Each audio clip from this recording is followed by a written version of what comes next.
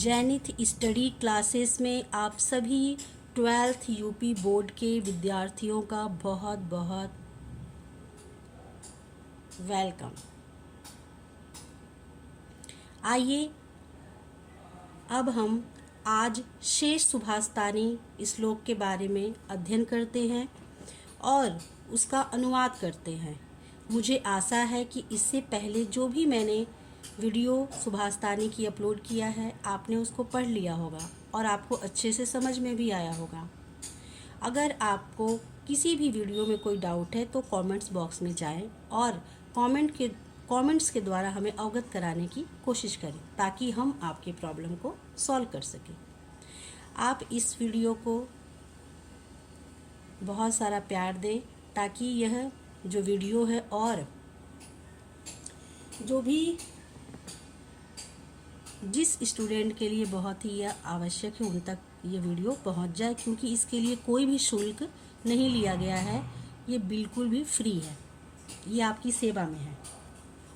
चलिए आइए हम अन्य श्लोक का अध्ययन करते हैं। अगर आपने हमारे चैनल को सब्सक्राइब नहीं किया है तो जाकर प्लीज़ सब्सक्राइब कर लीजिए और अपने ग्रुप में शेयर कर दीजिए ताकि यह वीडियो उन तक भी पहुँचे जिसको इनकी आवश्यकता है। चलिए, वितेशजति पदार्थ अंतरः को अपि हेतु न खल्लु बहिरूपाधीन प्रियतः संश्रयन्ते विकसति ही पतंग सयोदय पंडुरिकम द्रवती च हिमश्च मा उद्गते चंद्रकांता। यह श्लोक बहुत ही ज़्यादा इम्पोर्टेंट है। ये देखिएगा, पिछले जो पूछा गया है प्रश्न उसमें यह आया हुआ है। आप इसको बहुत अच्छे से लर्न कर लीजिएगा। चलिए आइए इसके अनुवाद को हम करते हैं। वितेशजति का अर्थ होता है मिलाना या मिलाया जाना। पदार्थ अंतरः पदार्थ, आंतरः मतलब आंतरिक, बहिरूपाधीन मतलब कि बाहरी कारण, संश्रयन्ते मतलब आश्रित होना, पतंग सयोदयो, पतंग मतलब यहाँ पे सूर्य भगवान के लिए कहा गया है। सयोदयो उदय मतलब कि उदित होना, सूर्य के उदित होने पर। द्रवती मतलब पिघलना, च मतलब और, हिमर्श मतलब यहाँ पे हिमर्श का अर्थ यहाँ पे है चंद्रमा। उद्गते मतलब होता है निकलने पर। चंद्रकांता मणि के बारे में कहा जा रहा है कि मतलब चंद्रमा की जो किरणें होती है वो मणि के समान चमकती है, उसके बारे में कहा गया है। चलिए आइए इसको अर्थ में हम किस प्रकार से अनुवाद करेंगे। वितेशजति पदार्थांतरम को अपि हेतु न खल्लु बहिरूपाधीन प्रियतः संश्रयते। इसका अनुवाद है, कोई आंतरिक कारण ही दो पदार्थ के मिलाने का कार्य करता है। प्रेम बाहरी कारणों पर आश्रित नहीं होता है। कहने का यह मतलब है कि प्रेम जो है वो बाहरी दिखावे से नहीं उत्पन्न होता है और आंतरिक कारण ही होता है। जैसे एक माता जो होती है वो पुत्र से आंतरिक कारणों की वजह से प्रेम करती है, न कि वो बाहरी कारणों से। उसके रूप रंग से उसको कोई मतलब नहीं होता है। अगर उसके सामने कोई बहुत ही सुंदर बच्चा रख दिया गया और उसका बच्चा मान लीजिए कलर में काला है या अपंग है, कुछ भी है, तो वो उसके लिए प्रिय है। क्योंकि वो उससे प्रेम करती है। कोई आंतरिक कारण, क्योंकि उसने उसको जन्म दिया है। उसके दूसरे सुंदर बच्चों से उसको कोई मतलब नहीं है। तो इसमें कहा गया है, इसको इतना बड़ा नहीं लिखने की जरूरत है, बस समझाने के लिए आपको मैं कह रही हूँ कि वितेशजति पदार्थांतरम को अपि हेतु मतलब कोई भी दो पदार्थों को आपस में मिलाने का कार्य पर आंतरिक कारण ही होते हैं और निश्चय ही प्रेम बाहरी कारणों पर आश्रित नहीं होता है। इस तरह से लिखेंगे, जिस प्रकार से विकसति ही पतंग सयोदयो पांडुरिकम द्रवती च हिमश्च मा उद्गते चंद्रकांता। जिस प्रकार से आसमान में जैसे ही सूर्य भगवान उदित होते हैं कमल अपने आप ही खिल जाता है उसके किरणों की वजह से, उसके आकर्षण की वजह से। और जैसे ही रात को चंद्रमा उदित होते हैं तो चंद्रकांता मणि पिघलने लग जाती है, मतलब कि हिमालय पे जितने भी बर्फ ग्लेशियर है वो उसकी रोशनी में वो टूट टूट के बिखरते हुए दिखाई देते हैं।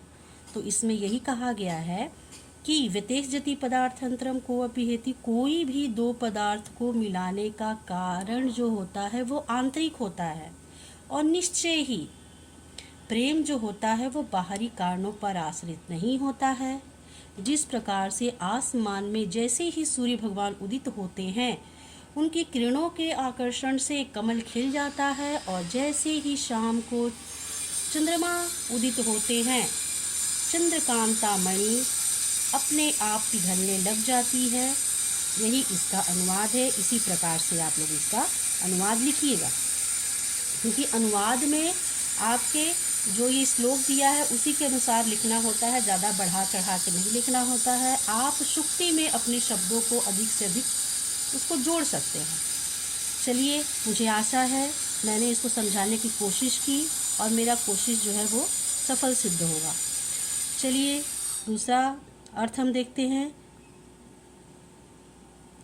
निंदन्तु नीति निपुणा यदि वा स्तुवन्तु लक्ष्मी समाविशतु गच्छतु वा यथेष्टम अधेव वा मरणावस्तु युगान्तरे वा न्यायात् पथः प्रविचलन्ति पदम न धीरा। यहाँ कहा निदन्तु, निदन्तु मतलब होता है निंदा करना, निंदा करना। नीति निपुण, नीति में निपुण। न्यायात, न्यायात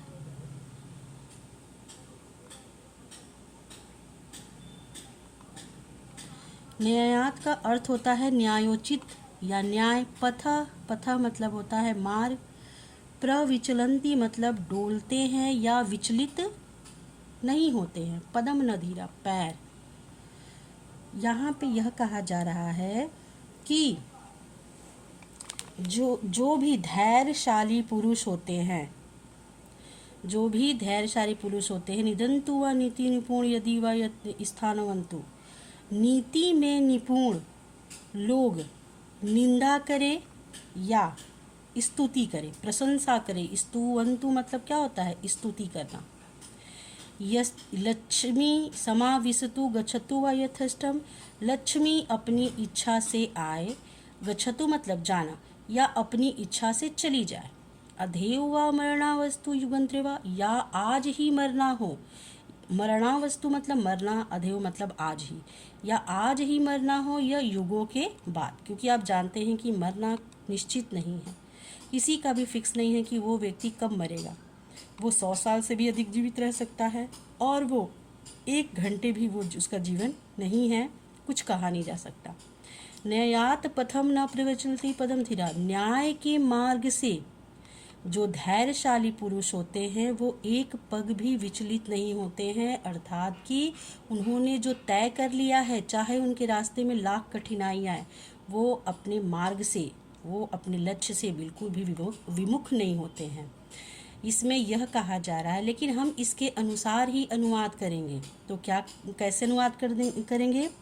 नीति में निपुण व्यक्ति चाहे निंदा करे और चाहे स्तुति करे, आपकी प्रशंसा करे, लक्ष्मी आए या अपनी इच्छा से चली जाए, आज ही मृत्यु हो या युगों के बाद, जो धैर्यशाली पुरुष होते हैं वह अपने न्याय के मार्ग से पग भर भी विचलित नहीं होते हैं। इसका यह अर्थ हुआ।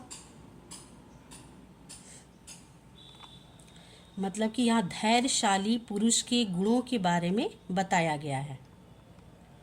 जैसे मान लीजिए कि जो धैर्यवान विद्यार्थी है और उन्होंने निश्चित कर लिया है कि मुझे लेक्चरर बनना है या टीचर बनना है या IAS PCS बनना है, उनके मार्ग में लाख कठिनाई आती है, लेकिन वो कहते हैं कि हम अपना मेहनत करेंगे, लास्ट में देखते हैं कि क्या होता है, लेकिन वो अपने लक्ष्य से बिल्कुल भी विचलित नहीं होते हैं।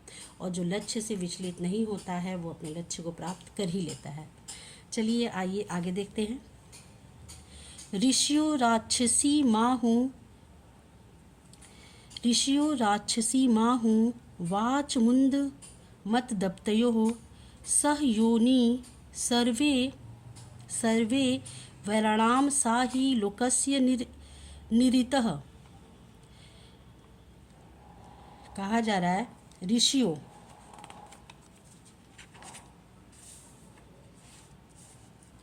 ऋषियों मतलब ऋषि के बारे में कहा जा रहा है। ऋषि राक्षस माहू मतलब कि राक्षसों वाली भाषा, अहंकारी वाली भाषा। तो इसको हम लोग अर्थ में कैसे करेंगे? ऋषियों ने उन्मत्त और अहंकारी, वाचमुंद पद उन्मत्त और अहंकारी, इसका अर्थ हुआ ऋषियों ने उन्मत्त और अहंकारी व्यक्तियों की वाणी को क्या कहा है? राक्षसी वाणी कहा है। किसकी वाणी? जो अहंकारी, अहंकार में जानते हैं, अहंकार में अहंकारी व्यक्ति कहता है कि हम ये कर लेंगे, हम ही सब कुछ हैं, हम ही सर्वश्रेष्ठ हैं, तो वो वाली भाषा जो होती है वो अहंकार वाली भाषा होती है। लेकिन जो व्यक्ति कहता है कि नहीं, हमारे में, वो गुणवान भी व्यक्ति होता है लेकिन कहता है हमें कोई गुण नहीं है, जो है आप हैं, आपसे हमें बहुत कुछ सीखना है, तो वो क्या है? शिष्टाचारी व्यक्ति है। तो अहंकारियों की वाणी को कहा गया कि उनकी, अहंकारियों की वाणी जो होती है कितनी ज़्यादा खतरनाक होती है, ये इस श्लोक में कहा गया है। लेकिन हमको अर्थ लिखना, अनुवाद करना है हमें। तो चलिए, कहा जाता है, फिर इसमें से हम लोग फिर से इसको समझने की कोशिश करते हैं। ऋषियों ने अहंकारियों की, यहाँ से वाच मुंदपते हो, अहंकारियों की वाणी को राक्षसी वाणी कहा है। और कहा है कि सा योनि सर्वैराणाम सा ही लोकस्य निरितः।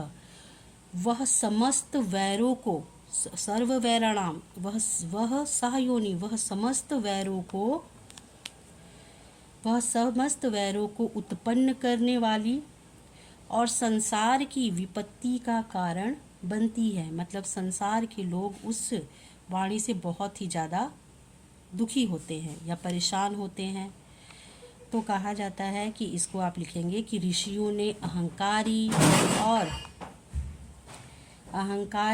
व्यक्तियों की वाणी को, अहंकारी व्यक्तियों के वाणी को राक्षसी वाणी कहा है। वह समस्त वैरों को, लड़ाई झगड़े को जन्म देती है और संसार की विपत्ति का कारण भी होती है। इस प्रकार से आप इसका अनुवाद करेंगे।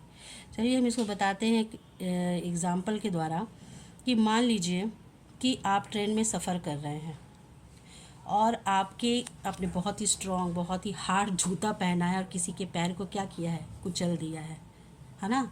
और आप अपने शिष्टाचार वाले शब्द में सॉरी बोलते हैं, यानी बहुत ही, आप अपने हाव भाव से यह व्यक्त करते हैं कि आपको भी बहुत ज़्यादा कष्ट हुआ, कि आपकी वजह से उसको कष्ट हुआ। तो वो कितना भी मतलब बहुत ही ज़्यादा गुस्सेल वाला व्यक्ति होगा या जो भी, या उसकी पोस्ट बहुत अच्छी होगी, लेकिन फिर भी वो क्या कहेगा? उसके क्रोध को आपने क्या किया? अपने शब्दों के द्वारा, अपने हाव भाव के द्वारा आपने शांत कर दिया। बोलेगा कोई बात नहीं, उसको कष्ट तो बहुत हो रहा है लेकिन वो बोलेगा कोई बात नहीं, चलिए। लेकिन आपने जूते से उसके पैर को कुचल दिया है और आपको कहते हैं आप देख के नहीं चल सकते, आप मेरे बीच में क्यों आए? तो वहाँ पे क्या हो सकता है कि आपको बहुत पिटाई भी पड़ जाए, है ना, और आप बहुत ज़्यादा क्या है, कष्ट में भी हो जाए। आप पिटाई तो क्या है, आपको बहुत ज़्यादा क्या है, प्रॉब्लम भाई फेस करना होगा, वो तो सिचुएशन ही बताएगा। तो कहा जाता है कि हम अगर वाणी को संयम से बोलें या हमसे कोई गलती हो जाता है तो सॉरी बोल दें या अपने हाव भाव के द्वारा व्यक्त करें, तो आप क्या है, लड़ाई झगड़े को समाप्त कर सकते हैं। और अगर आपने अहंकार वाली भाषा बोली तो उसको क्या है, आप लड़ाई झगड़े को और भी ज़्यादा बढ़ा सकते हैं। चलिए, ये तो व्यवहारिक ज्ञान हो गया। आप इसको अच्छे से लिखिएगा जो मैंने समझाया है। और आप चाहते हैं कि और भी जो पूरा आपका संस्कृत का जो बुक है मैं आपको कवर करूं, चाहे आपके श्लोक हों, चाहे प्रश्न उत्तर हो, हाँ, तो मैं आपके साथ बनी रहूँगी। लेकिन आप कमेंट्स में जाकर मेरा उत्साहवर्धन कीजिए। चलिए, नमस्कार, धन्यवाद।